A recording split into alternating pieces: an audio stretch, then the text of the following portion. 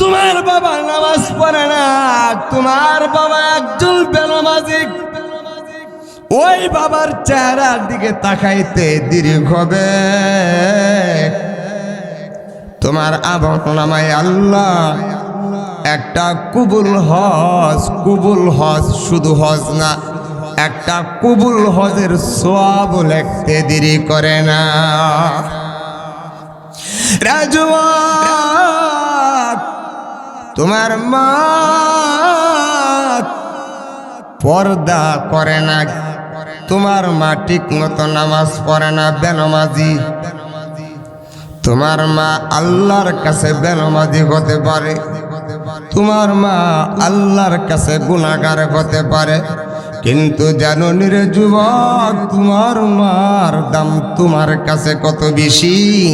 সারা দুনিয়ার ওলি গাউস কুতুব সবার চেহারার দিকে তাকাইলো, এত ফজিলত না, এত ফজিলত না। তোমার মার চেহারার দিকে তাকাইলে যত ফজিলত, তোমার মার চেহারার দিকে তাকাইতে দেরি আল্লাহ তাআলা তোমার আমলনামায় একটা কবুল হজের সওয়াব লিখতে দেরি করবে না।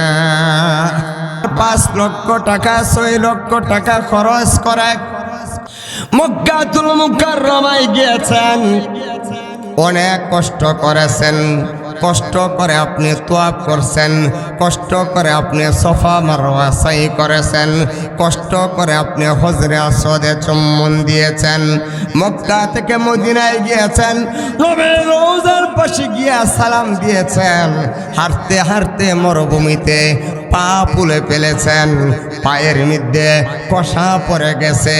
বলুন তো দেখি, এই 5 লক্ষ 6 লক্ষ টাকা খরচ করে যেন হজ করেছেন, এই হজ কবুল হয়েছে বলে দুনিয়ার কেউ গ্যারান্টি দিতে পারবো কিনা? আরো জোরে কোন, আরো জোরে কোন। বারবার মদিনায় যাওয়ার পরে মসজিদে নববীর ইমাম সাহেবের চেহারার দিকে তাকাইলেন। বলুন তো দেখি, ওই ইমাম সাহেবের চেহারার দিকে তাকানোর পরে একটা কবুল হজের সওয়াব হইবনি? হইতো না, হইবনি? হইব, হইব। মসজিদে নববীর ইমাম সাহেবের চেহারা হলে কবুল হজের সওয়াব হইব, এমন কোন হাদিস আছে? খানা কাবার ইমাম, সবচেয়ে বড় ইমাম কারি সুদাইস হাফিজাহুল্লাহ, খানা কাবার ইমামগণ যারা আছেন, সকল ইমামের চেহারার দিকে একসাথে তাকাইলে কবুল হজের সওয়াব হবে, এমন কোন হাদিস আসেনি? আরো জোরে, আরো জোরে।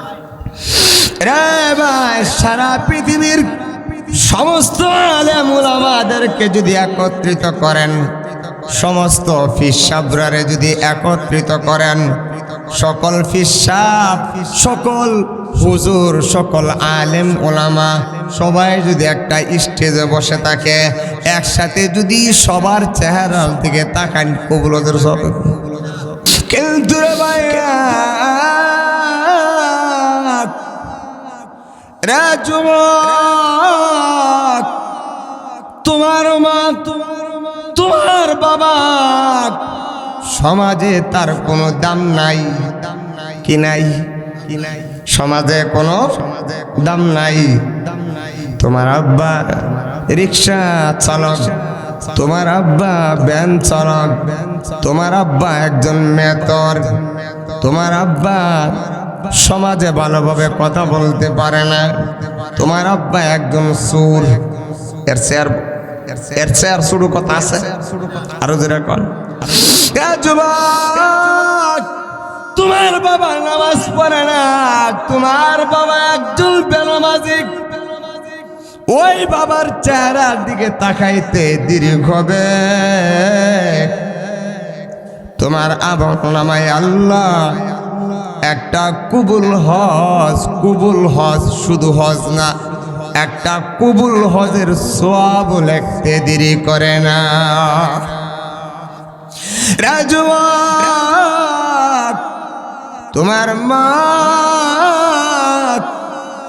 পর্দা করে না, তোমার মা ঠিক মতো নামাজ পড়ে না, বেনামাজি।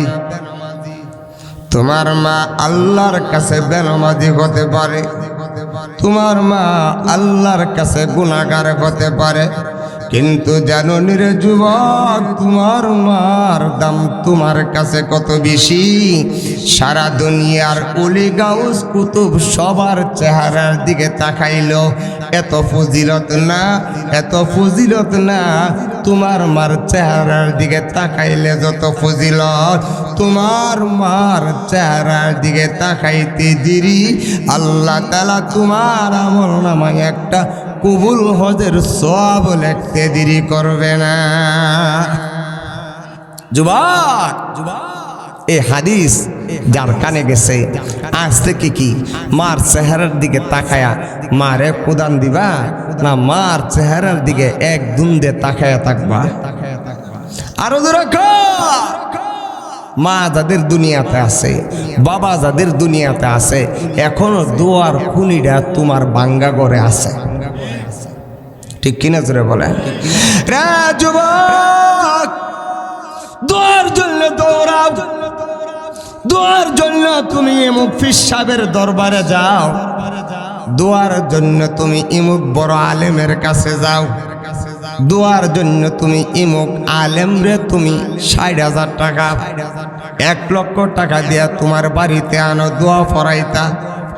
রে যুবক, না রে, না না না না না।